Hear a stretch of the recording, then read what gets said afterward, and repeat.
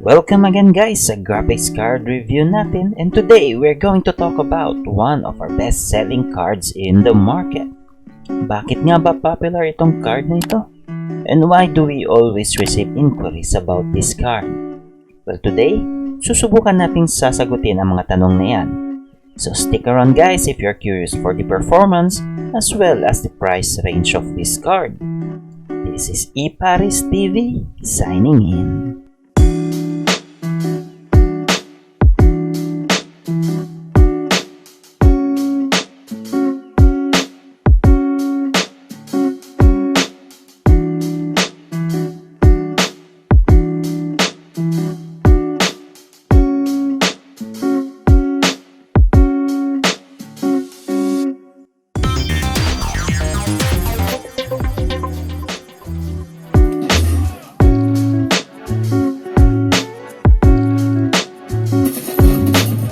Bago tayo magsimula sa benchmarking at sa actual game, mag-iiwan muna ako ng isang katanungan.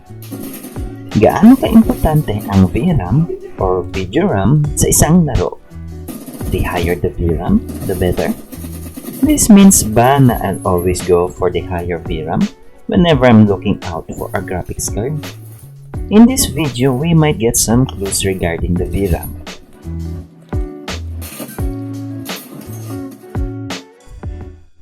Sisimulan natin ang benchmarking using the Heaven program with ultra settings and 1440p resolution.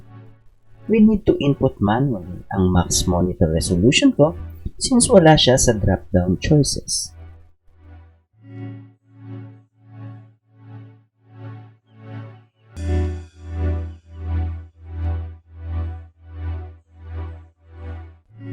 So ito na guys ang result ng benchmark natin. By the way, naka-flash na po sa screen yung system na ginamit natin for the test. Okay, so back to the results ng benchmark. Mababa ang nakuwang average FPS ng card, around 33 FPS only, which is expected naman since naka-ultra settings tayo and 1440p resolution. Ngayon, subukan naman natin ang medium graphics settings at 1080p resolution.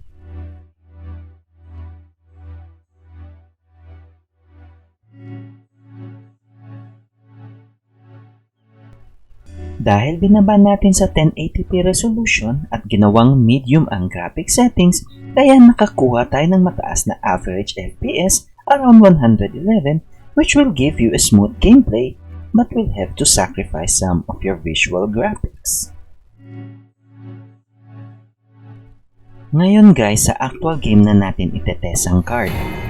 Subukan muna natin ang CSGO with ultra settings and 1440p resolution.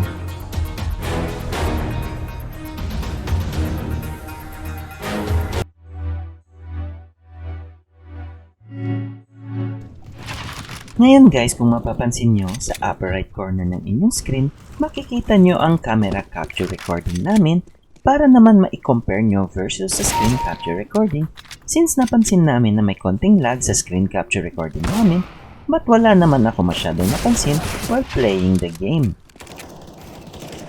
But we will let you decide kung saan mas paniniwalaan nyo guys in terms of visual. But there will be factors to consider pa here guys, such as yung hardware na ginamit sa pag-render ng screen capture at yung camera na ginamit sa pag-record. Anyway, you can observe naman sa upper left corner ng inyong screen yung real-time monitoring such as yung FPS.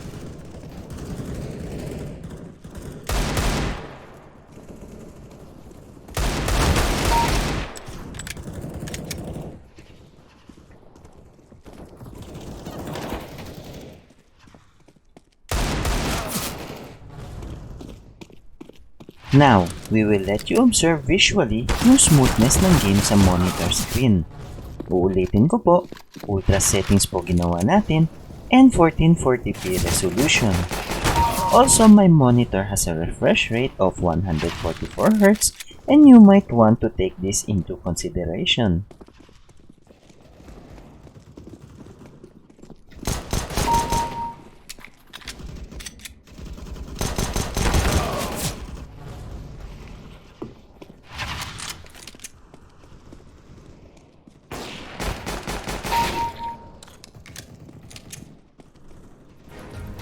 Ngayon, subukan naman natin ang medium graphics settings but will retain the max resolution of 1440p.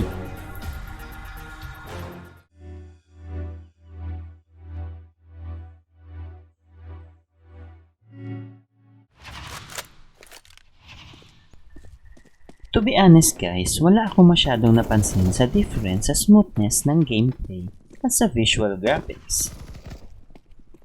So, in my own personal opinion, if you have this card and wanted to play CSGO, I suggest you max out all the graphics settings and your monitor's resolution.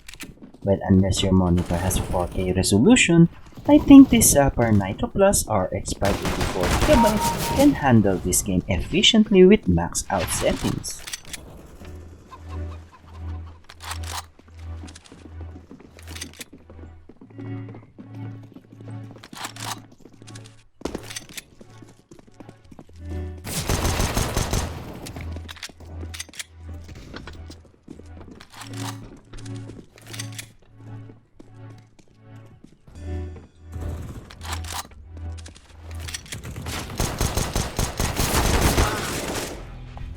Subukan naman natin sa mas mabigat na laro gaya ng Call of Duty Warzone. We will retain the max resolution of 1440p but we have to lower the graphics settings since limited lang ang VRAM natin sa 4GB. Remember our question regarding the VRAM? Now I think may clue na kayo kung gaano ka-importante ang VRAM sa mga games lalo na sa mga graphically demanding games ngayon. We will do a separate video sa comparison ng mga cards with 4GB and 8GB of VRAM as well as other brands of card with similar specs. So if we will answer our own question and money or budget will not be a factor, so yes, get the largest VRAM that you can possibly get. But of course, you have to consider also the model or specs of the card, not just the VRAM. Since majority of us has a limited budget for our GPUs, there will be lots of factors now to be considered. Hoping we can cover them all soon on a separate video. But you'll get on the ground late. Eliminate all targets in the AO. Search inside the buildings for weapons and ammo. Listen for the hum of nearby supply boxes. Enemy soldier incoming. As you can see sa FPS counter, the card is managing around 50 plus FPS with occasional 40 plus FPS on some scenes with only few scenes with 60 plus FPS, which is still impressive for a 4GB card with 1440p resolution.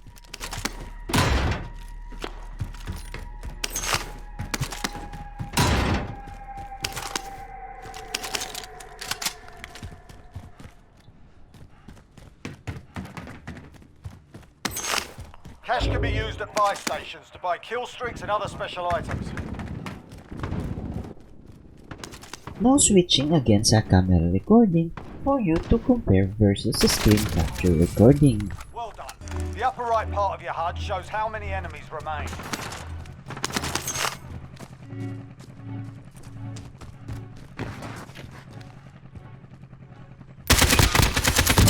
Target down!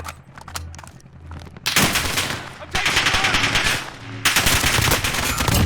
Reloading!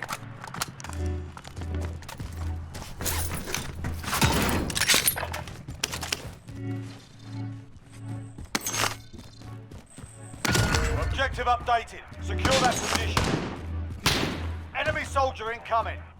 Cash can be used at buy stations to buy kill streaks and other special items. Taking fire!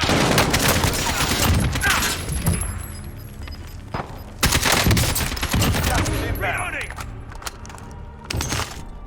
Now let's drop the resolution to 1080p but we'll still max out the graphics settings and let us see what FPS we can get.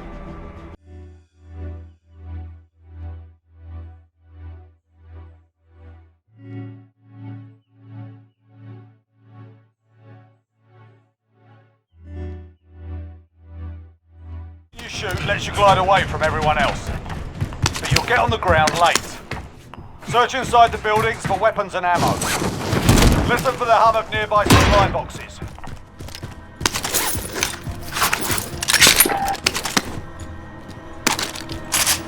Good work. Red dots on the minimap show the location of nearby enemies. As you can see sa FPS counter, nakakuha tayo ng 90 plus FPS with occasional 100 plus in some scenes. Kapansin-pansin na ang smoothness ng game compared sa 1440p resolution, but may compromise kayo sa visual graphics. But if 1080p lang ang monitor nyo, then you only need the results of the performance sa 1080p resolution natin.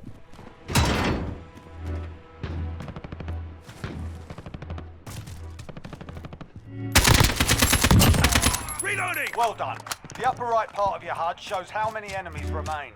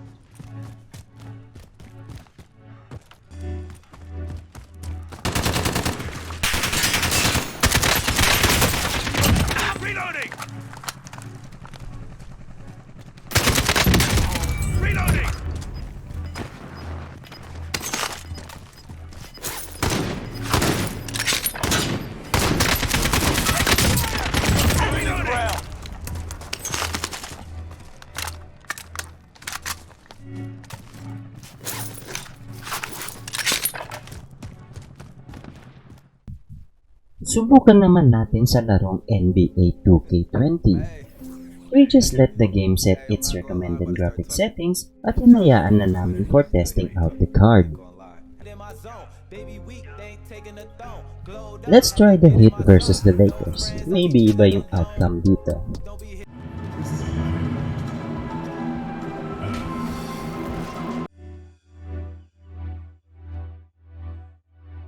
Of Jimmy Butler, the Miami Heat demonstrating they still can lure star talent to South Beach.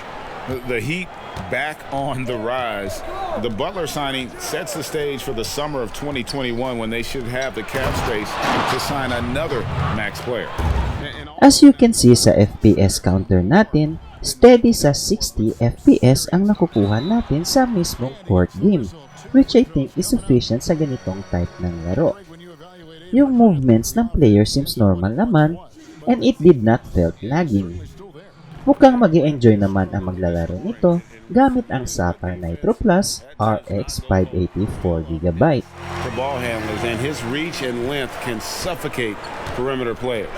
You talk so much about Avery Bradley and his motor and how he comes to every game with a defensive mindset. I think that's both where his teammates and the coaching staff really respect the type of consistency he brings to the floor.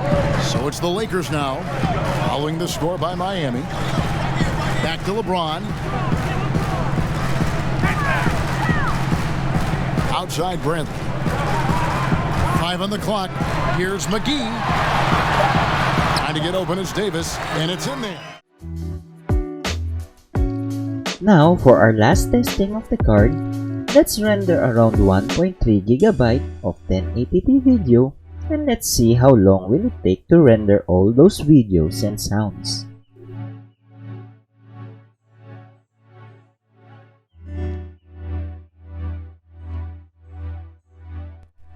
It took exactly 9 minutes to render all those videos and sounds, which seems to be good enough. Now for the verdict. Sa current price range niya for a used Sapphire Nitro Plus RX 584GB, which is around 6 to 7K, it would be enough for us yung 4GB of VRAM niya if we are just playing CSGO, NBA 2K20, Dota 2, and other similar games. But it would be better to opt for a higher and faster card if you are playing graphically demanding games such as the Warzone, Shadow of the Tomb Raider, and other similar games. Nakita nyo naman gaano kalimited ang 4GB sa Warzone and hanggang doon na lang yung graphic settings niya Unlike sa mga cards na may 6GB and up na VRAM, which will have more room to increase the graphics. The Nitro Plus looks good sa mga white teams too. But it boils down to your own personal preference which card you will buy depending upon your budget. Also, some gamers prefer brand team. Lahat ng parts nila, same manufacturer or brand. Hope you like our product review and don't forget to subscribe in our YouTube channel and follow us on our FB page for more product reviews.